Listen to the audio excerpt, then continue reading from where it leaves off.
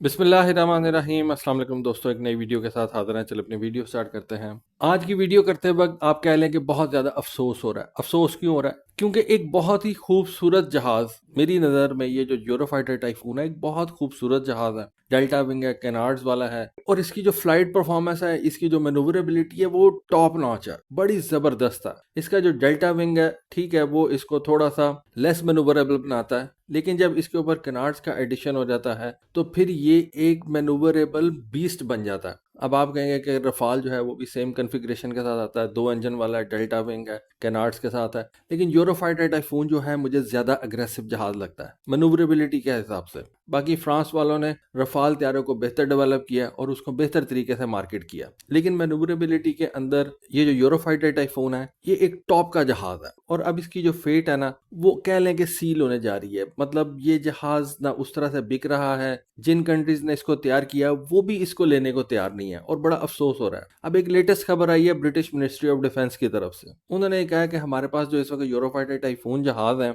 उनको हम आने वाले दिनों में रिटायर कर देंगे। ना सिर्फ रिटायर कर देंगे बल्कि उनके रिप्लेसमेंट के तौर पे अमेरिकन F-35 जहाज जो है वो लेने का प्लान हमने ऑलमोस्ट फाइनलाइज भी कर दिया हुआ। मैंने जैसे शुरू में कहा कि ये वीडियो करते हुए काफी ज्यादा अफसोस हो रहा है। एक अफसोस की चीज तो ये कि ब्रिटेन की जो अपनी एविएशन इंडस्ट्री थी उसको बहुत बड़ा धचका लगेगा। मतलब ये जो यूरोफाइटर टाइफून जहाज है ये उस तरह से चला नहीं, तो ब्रिटेन जिसकी एक बहुत रिच एविएशन हिस्ट्री है वो अब कह लें कि डिक्लाइन का शिकार हो चुकी हुई है, बल्कि अब ऑलमोस्ट जो है वो खत्म होती जा रही है। ये जो यूरोफाइटर टाइफून था ना, ये इस वक्त तक 4 ट्रॉन्चेस के अंदर या कह लें कि 4 ब्लॉक्स में बन चुका हुआ है। जिस तरह से F-16 को ब्लॉक 1, ब्लॉक 15, ब्लॉक 25, ब्लॉक 30 में अमेरिकन ने डिवाइड किया था, इस तरह से ये जो यूरोफाइटर है इसको 4 ट्रॉन्चेस में तैयार किया गया था। ट्रॉन्च 1 के अंदर जो यूरोफाइटर टाइफून जहाज तैयार किए गए थे, ब्रिटेन कह रहा है कि उन तमाम जहाज़ों को हम 2027 तक रिटायर कर देंगे। मतलब इनिशियली जो शुरू में यूरोफाइटर टाइफून जहाज तैयार किए गए थे और ब्रिटेन की रॉयल एयरफोर्स में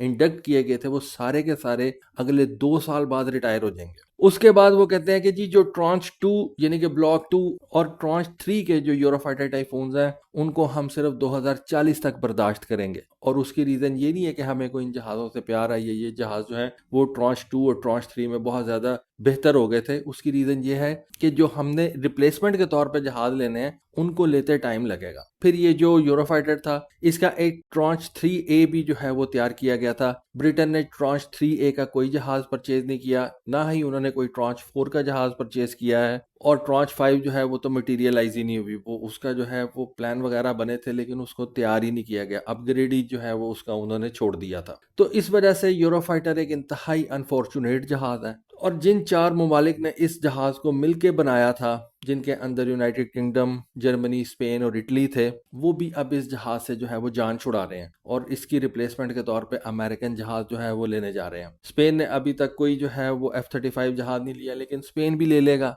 क्या करेगा? वैसे भी स्पेन जो है वो नेटो के सदर्न फ्लैंक के ऊपर है। स्पेन के बाद सिर्फ पुर्तगाल ही आता है, तो ये 2 ऐसी कंट्रीज हैं नेटो के अंदर है। लेकिन आप कह सकते हैं कि अगर ये को बहुत ज्यादा एडवांस वेपनरी ना भी रखें तो इनका काम चल जाता है। यहाँ तक आते आते रशिया को काफी टाइम लग जाएगा।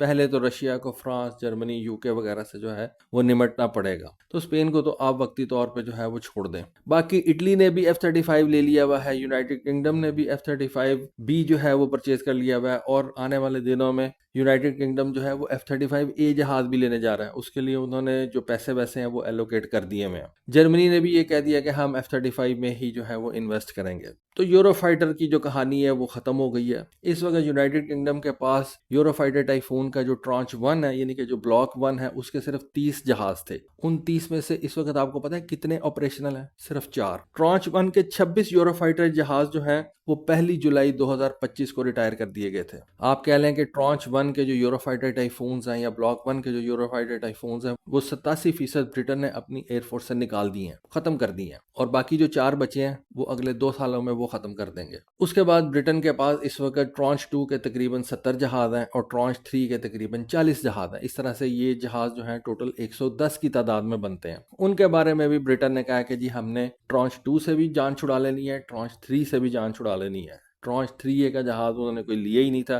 ट्रॉन्च 4 का भी कोई जहाज उन्होंने नहीं था लिया। ब्रिटेन इन्वेस्ट किस में करने जा रहा है? अब अपनी एयरफोर्स तो उसने रखनी है, अगर यूरोफाइटर से वो जान ही छुड़ा लेगा तो उड़ाएगा क्या? तो वो कहते हैं कि जी हमारे लिए F-35 ही ठीक है, हम अमेरिका से ही जाके जहाज ले लेंगे, लॉकहीड मार्टिन से हम ये जहाज परचेज कर लेंगे। पहले F-35B जहाज परचेज किया था, अब हमें ये F-35A जहाज जो है वो लेना पड़ेगा। तो आप कह सकते हैं कि यूरोफाइटर टाइफून को अमेरिका का F-35 खा गया। ठीक है, वो एक 4th जनरेशन का जहाज है, वो एक 5th जनरेशन का जहाज है, लेकिन मैंने आपको बताया कि यूरोफाइटर टाइफून जो है वो बहुत ही ज़्यादा ज़बरदस्त डिज़ाइन के साथ आता है और बहुत ही ज़्यादा अग्रेसिव जहाज़ है। ख़ास तौर पे इसकी जो मनूवरेबिलिटी है वो बहुत ज़्यादा खूबसूरत है। अब यूरोफाइटर टाइफून का जो आखिरी ऑर्डर था ना, मेरा ख्याल है वो सन 2000 के अंदर ऑस्ट्रिया ने प्लेस किया था, 12 जहाज परचेज किए थे। इसके अलावा गल्फ कंट्रीज के अंदर ये यूरोफाइटर टाइफून सेल हुआ है, वहां पे भी जर्मनी के फड्डे चल रहे थे। सऊदी अरेबिया कहता था हमें दे दो, जर्मनी कहता था आपके जो है वो मसले मसाइल हैं, हम आपको ये जहाज नहीं दे सकते। तो कुछ इन 4 ममालिक ने भी अपना जहाज जो है उसका बेड़ा गर्क खुद किया।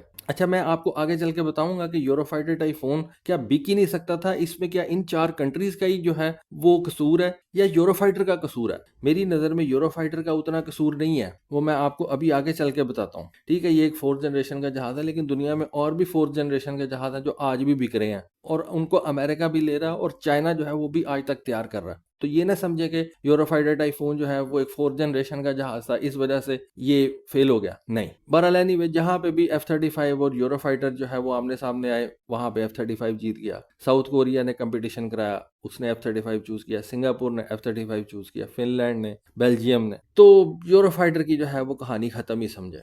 तो यूरोफाइटर टाइफून जो है वो इन कंट्रीज को इम्प्रेस करने में नाकाम रहा। 4th जनरेशन का जहाज था, 2 तरीके से बिक सकता था। जो आपके पॉलिटिकल स्टैंडर्ड्स हैं, आप उनको इतना ज़्यादा ऊपर ना ले जाते जितना ज़्यादा अमेरिका ने रखे हुए हैं, तो आप इस जहाज को बेच सकते थे। आप इस जहाज को सस्ता करके बेच सकते थे। आपने ये दोनों काम नहीं किए। आपने पॉलिटिकल स्टैंडर्ड भी अपने इतने हाई रखे कि ये जहाज फेल हो गया। आपने अपने प्राइस भी इस जहाज की कम नहीं की कि ये जहाज उस तरीके से भी जो है वो कामयाब हो सकता, लेकिन वो फेल हो गया। एक आपके पास अब तुर्की है कि शायद तुर्की इस यूरोफाइटर टाइफून को परचेज कर ले, मतलब वहां पे बातचीत चल रही है, क्योंकि तुर्की के पास ऑप्शन कोई नहीं है। अपना उसका जो 5th जनरेशन का जहाज है वो भी इस काबिल नहीं है, उसकी प्रोडक्शन जो है उसको टाइम लगेगा, उसको इंजन तैयार करते हुए टाइम लगेगा। तो इस वजह से तुर्की एक होप है इस यूरोफाइटर टाइफून के लिए कि शायद तुर्की इस यूरोफाइटर टाइफून का एक बड़ा नंबर जो है वो परचेज कर ले, लेकिन वो भी कोई बहुत बड़ा नंबर नहीं होगा। अच्छा, मैंने अभी थोड़ी देर पहले आपसे कहा था कि ये 4th जनरेशन होना इस यूरोफाइटर टाइफून की कोई कमी नहीं है।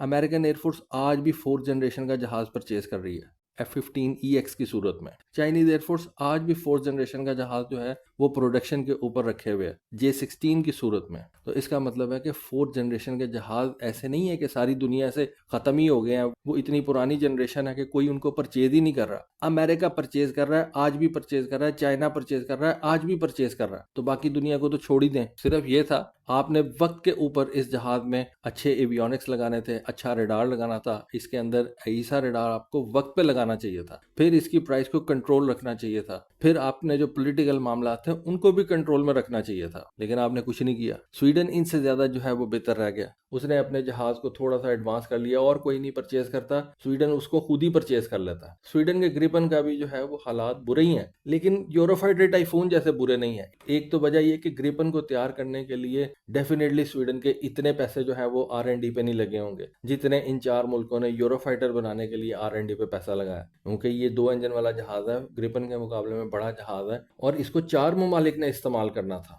ग्रिपन के लिए तो स्वीडन की सोच जो थी वो अपने लिए थी या एक्सपोर्ट के लिए थी। तो आप कह सकते हैं कि यूरोफाइटर की जो कहानी है वो दिन ब दिन खत्म होती जा रही है। तो इसी साल 2 सालों के अंदर ट्रॉन्च 1 के जो यूरोफाइटर टाइफून्स हैं रॉयल एयरफोर्स के अंदर वो रिटायर कर दिए जाएंगे। फिर 2040 तक कुछ जो ट्रॉन्च 2 और ट्रॉन्च 3 के जहाज हैं उनको भी रिटायर कर दिया जाएगा। तो ये एक अनफॉर्चुनेट स्टोरी है यूरोफाइटर टाइफून की, जिसको आप कह सकते हैं कि अमेरिका का F-35 खा गया और कुछ रही सही कसर जो है इसके बनाने वालों ने पूरी कर दी। तो दोस्तों, ये थी आज की वीडियो, ये थी आज की इन्फॉर्मेशन। होपफुली आपको आज की वीडियो, आज की इन्फॉर्मेशन पसंद आई होगी। कमेंट सेक्शन में अपनी राय से जरूर आगाह कीजिएगा। आज के लिए बस इतना ही। Thank you. Allah Hafiz.